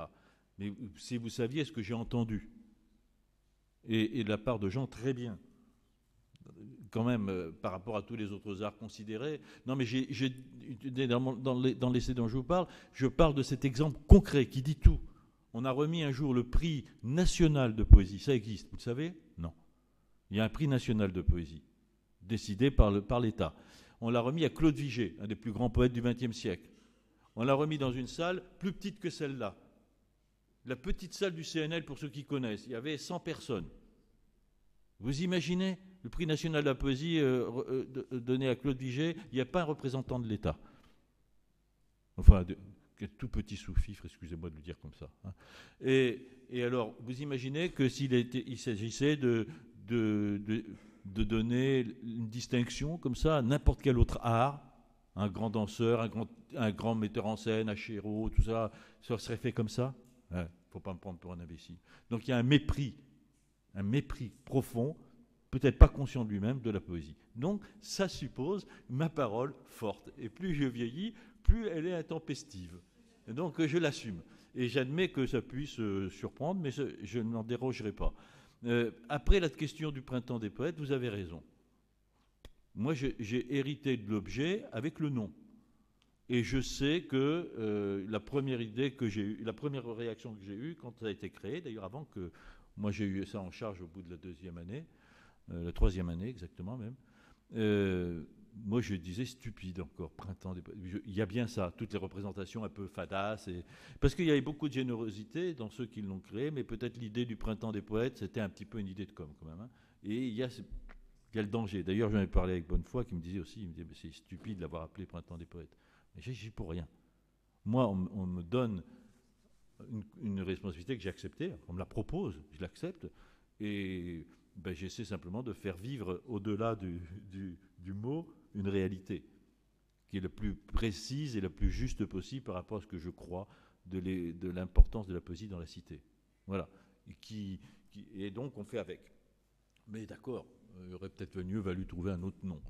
Mais enfin, après tout, on s'y fait. Et puis, printemps des poètes, c'est le printemps. Et puis voilà, c'est pas forcément les petites fleurs.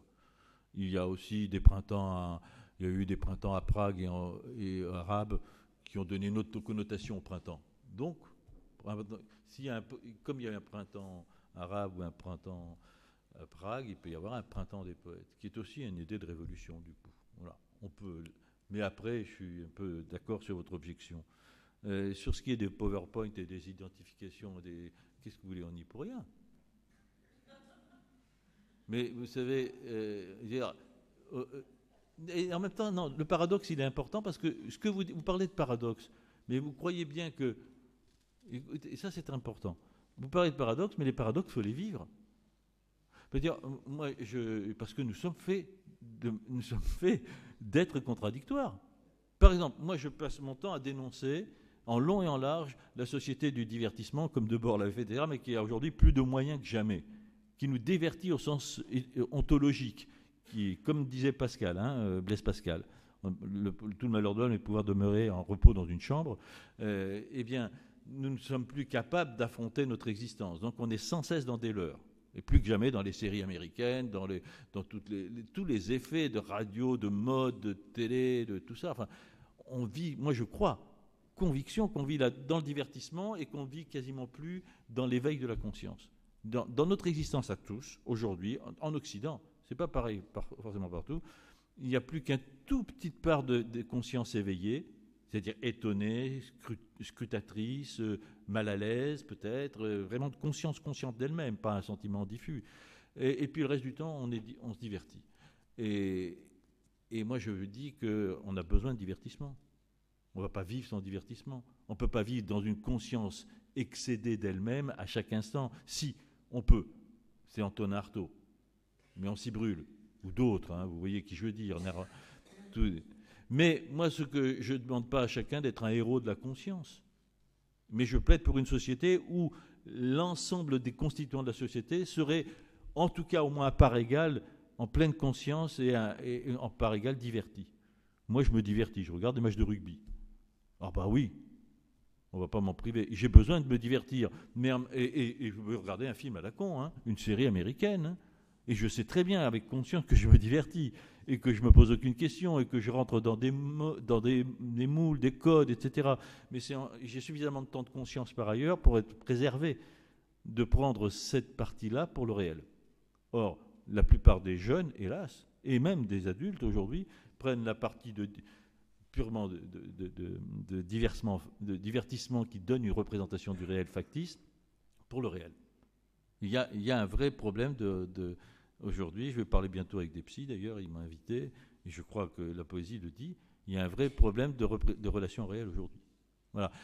Et justement, alors, le problème c'est qu'aujourd'hui la com, on va parler de la com, c'est une de mes bêtes noires. Parce que le mot com résume de façon terrible tout ce système où on ne donne plus le réel, mais vous savez, le réel tel qu'il faudrait qu'il soit, tel qu'on voudrait que vous le voyiez, tel qu'on voudrait que vous le compreniez. Ça veut dire que ça, la com. Donc ce ne sont que des fables. Au sens propre de la fable, c'est un mensonge élégant, bien fait et séduisant, comme les bons mensonges. Et d'ailleurs, on est séduit. Et il n'y a que de la com pour séduire, pour nous vendre du réel qui n'est pas le réel. Ah oui, la com de la SNCF nous vend du rêve. Mais on sait bien que ce n'est pas le train qu'on prend. Et ils nous font croire qu'on voyage pour rien, alors qu'on n'arrête pas, ça n'arrête pas d'augmenter, qu'on paye de plus en plus cher avec de moins en moins de services. Et donc, la com se substitue au réel vécu un faux réel. Bon, et aujourd'hui, tout est fait comme ça. Donc, évidemment, par exemple, si on a une position sociale, moi, mais j'en ai une à cause des fonctions que j'ai au théâtre, à la poésie et tout ça, eh bien, évidemment, il y a forcément des effets de com. Il y a sur Internet plein de choses. Il y a des photos, il y a des récits de ma vie que j'ai juste pour rien. Il y a des résumés qui sont partis de biographies qui ont été refaites, etc. Alors après, on est dans une sorte de fantasme. Et là, c'est une contradiction. Et tout ça, c'est normal. Je veux dire, il faut un minimum de com pour exister. Le problème, c'est comment ne pas être dupe. Vous voyez, alors par exemple, mais celui qui avait compris ça très bien avant tout le monde, il y en a deux qui avaient compris ça avant tout le monde, c'est Julien Gracq et Henri Michaud, qui refusaient d'être pris en photo, qui refusaient d'apparaître, parce qu'ils avaient pressenti le monde de la com. Julien Gracq a tout écrit dans les années 60, et d'ailleurs sur la force de subversion de la poésie. Il avait même prévu la disparition de la poésie dans les décennies qui allaient suivre. Ah, il a tout écrit. Lisez ça, ces bouquins. Et enfin, bref, ceci dit, la question donc, c'est de vivre dans les contradictions. Par exemple, pour la poésie, nous sommes en pleine contradiction. Moi, dirigeant le Printemps des Poètes, vous imaginez, il faut que j'ai une directrice de com. Et je rencontre des directeurs de com. J'en ai rencontré. Et là, qu'est-ce que vous voulez? Ou on dit non, pas moi. Je ne me compromettrai en rien avec ça. À ce moment-là, je dis non, je ne dérange pas le Printemps des Poètes et je reste chez moi à écrire des poèmes. OK?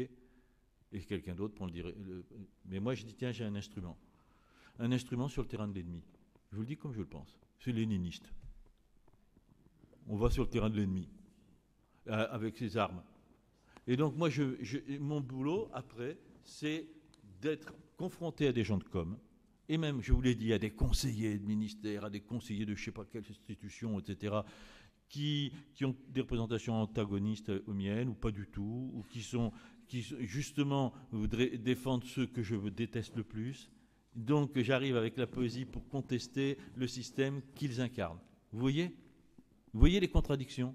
Eh bien, mon boulot, moi, je m'en fous, je l'assume. Mon boulot, ça a été de naviguer là-dedans, de ne pas vendre mon âme et de me servir de l'instrument pour que la poésie existe plus. Et je crois quand même, maintenant, je vais bientôt laisser la main, et ça fait 15 ans que je fais ça, sans fausse modestie, parce que et en même temps sans autosélection, je ne suis pas tout seul, on était toute une équipe, il y a eu plusieurs personnes dans mon équipe qui ont été formidables.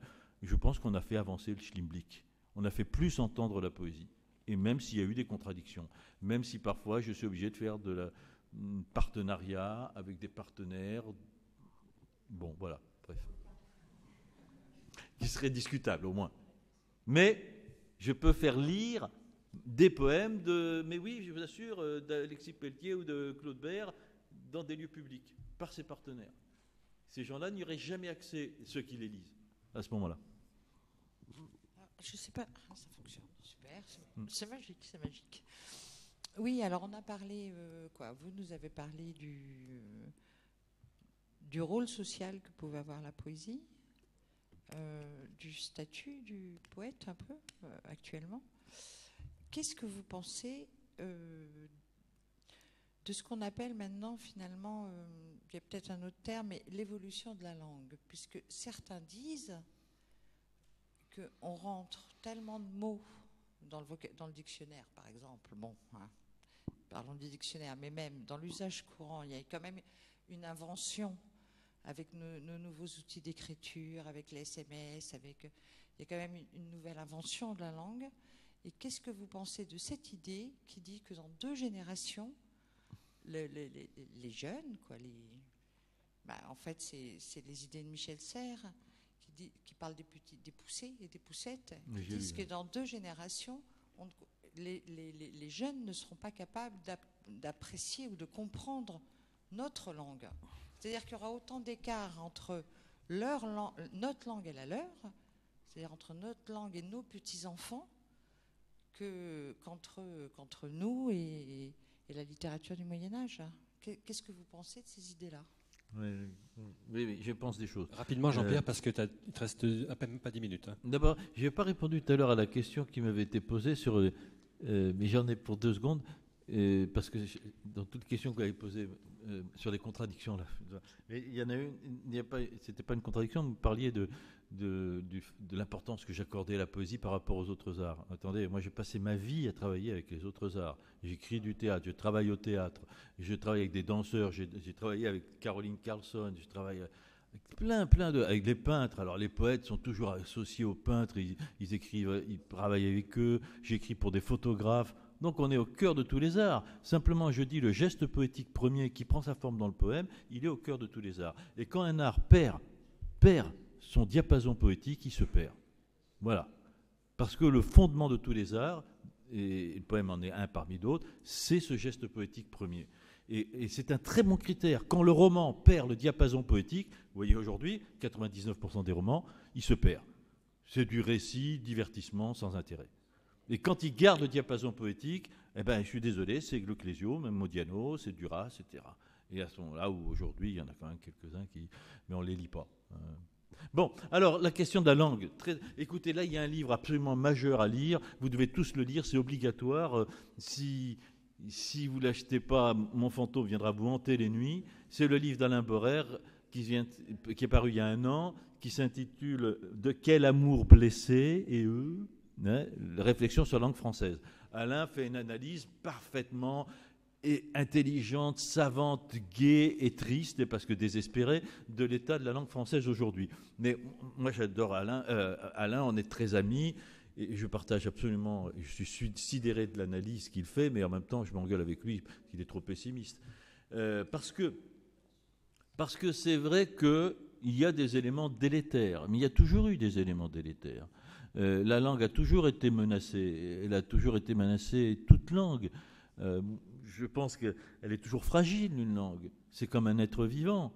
Et donc, la nôtre, aujourd'hui, est menacée, mais elle a aussi des forces, justement, vives, des forces de réaction. En plus, il ne faut pas tout mélanger. Par exemple, il y a l'imposition, plutôt la domination impérialiste et violente du pseudo-anglais, de l'anglais bas de gamme américain, en fait, en raison de la domination économique et de la domination du divertissement dont je parlais. C'est très politique, ça. C'est l'instrument de l'asservissement des consciences. Vous serez endormi, vous rêverez. Ça passe par tout l'imaginaire constitué par le cinéma, etc., américain, qui passe par cette langue bas de gamme. Puisque c'est un imaginaire bas de gamme, il faut une langue bas de gamme. Et cette langue, c'est pas de l'anglais, c'est même pas l'américain de Woody Allen, on le sait bien. Et cette langue-là, oui, je dis que c'est un OGM qui bouffe notre langue. Et ça, c'est terrible. Ça touche, oui, parce que vous comprenez, que des mots nouveaux arrivent dans la langue, tant mieux, il y en a toujours eu, de l'italien, de l'espagnol, vous savez bien, comme tous les philologues le savent, les langues se nourrissent des autres langues et des emprunts. Non, là, le danger, c'est que il y a, dans cette langue-là, elle touche à ce qui fait le génie propre de notre langue, et peut-être de toutes les langues européennes, mais particulièrement du français, parce qu'elle prend de la langue anglaise des caractéristiques particulières qu'elle exagère, notamment l'apocope, l'ellipse, la rapidité, la concrétion, etc. Et la concrétion au sens de la réduction. Chez Shakespeare, c'est un talent particulier de la langue. Mais quand c'est devenu comme ça, quelques éléments particuliers de l'anglais qui sont prélevés sur l'anglais pour constituer une sorte de langue d'immédiateté, d'efficacité, qui réduit le réel, alors plus que jamais à sa dimension de surface et immédiate, cette langue-là, elle est dangereuse parce qu'elle vient de plein fouet. En plus, elle est commode, elle est pratique. Vous savez, tous toutes les réductions, que ce soit mais on a tous adopté ça, les technocrates ont adopté ça, tous les sigles et tout, siglaisons, toutes les apocopes, etc. On réduit la langue, c'est du givaro, quoi, de la langue. Et ça va contre ce qui fait la force et la beauté de notre langue, que moi je maintiens belle, notre langue belle et formidable et riche, à côté d'autres langues. J'aime bien toutes les langues, je traduis, moi. Hein. Mais on va pas perdre du français. Ce qui fait sa force, c'est justement sa capacité à la nuance, ses capacités au redoublement, à la subordination, donc à une complexité que d'autres langues n'ont pas. Mais d'autres langues apportent autre chose. L'anglais de Shakespeare ou même de Yeats, etc., est magnifique. Il apporte autre chose. Mais il y a quelque chose que la langue française apporte à toutes les langues du monde, c'est cette capacité à la nuance qui a fait que, par la syntaxe et le qui a fait que la langue française a été la langue des diplomates pendant 3 siècles, 4 siècles. En raison de la nature de la langue française, qui permettait de dire des nuances que d'autres langues ne permettent pas. Donc ça veut dire qu'elle a son génie propre, ça ne veut pas dire qu'elle a le génie et qu'il n'y a que la langue française. Mais moi je me battrai toujours pour que la langue française continue à vivre, pour qu'elle continue à porter au trésor humain sa propre particularité, comme l'espagnol, l'italien, etc. Et si vous voulez, là-dessus, je ne suis pas très inquiet non plus, parce que moi je rencontre beaucoup de jeunes. Il y a beaucoup de jeunes qui aiment lire et qui aiment lire des grands classiques, des grands textes. Et il ne faut pas croire... les ordinateurs, on en a tous. Moi, j'en ai. C'est un instrument. C'est comme la télé. C'était un magnifique instrument. C'est ce qu'on en fait. Ou ce qu'on n'en fait pas. Vous voyez, qui importe. Comme tous les instruments, en fait. Vous savez bien, avec une fourchette, on peut tuer ou on peut manger, quoi. Voilà. Donc, c'est exactement pareil. Donc, moi, je ne suis pas inquiet de l'informatique. C'est un travail plus général. Celui que nous faisons ici, ici que vous êtes, et tous ceux qui sont dans le monde de l'art et de la culture, c'est continuer à vouloir, à faire en sorte que tout le monde ait accès à des lieux de compréhension, d'affinement de la pensée, des langages complexes et subtils, du langage du corps, langage de l'image et langage verbal. Et là, nous avons un travail politique de fond, parce que si nous lâchons, et alors aujourd'hui, tous les voyants sont contre nous, hein, tout feu rouge, quoi. C'est-à-dire, on nous dit que c'est pas important, qu'il y a plus urgent, que le sérieux de la réduction des dépenses publiques, etc. Mais en même temps, ce que nous faisons est crucial si nous voulons sauver quelque chose de notre humanité. L'enjeu, il est là. Jean-Pierre, tu vas louper ton train. Merde, oui. Pardon. Donc,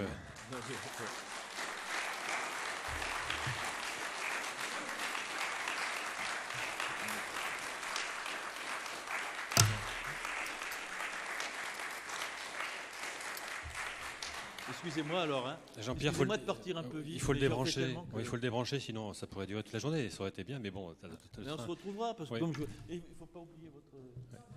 Donc, je rappelle que la librairie Les Bandes Magiques a quelques livres à vous proposer si vous souhaitez aller les consulter, en acquérir. Et puis Jacques va vous dire un mot pendant que je raccompagne Jean-Pierre jusqu'au tram. Oui. Je voulais surtout, j'ai oublié tout à l'heure de vous préciser aussi que, bien sûr, les Mondes Magiques vont vous proposer à la vente tous les livres des poètes invités au festival donc cette année. Merci Jean-Pierre, au revoir. Et donc vous allez retrouver tous les poètes qui sont invités là. Et aussi, donc ce que je n'ai pas parlé tout à l'heure, c'est le festival publie cette année, donc on marque un petit peu le 5e anniversaire du festival par la publication d'une anthologie, d'un livre anthologique que vous allez pouvoir trouver là ici, qui vient tout juste de sortir aux éditions Christophe Chaument et coordonné par Alexis Pelletier, qui en a écrit la postface, on va dire. Et vous y retrouvez 26 poètes, dont certains sont ici, 26 poètes qui ont accepté de livrer des textes pour cette anthologie, qui est vraiment un très bel ouvrage que vous allez pouvoir feuilleter et acheter. Voilà, merci beaucoup.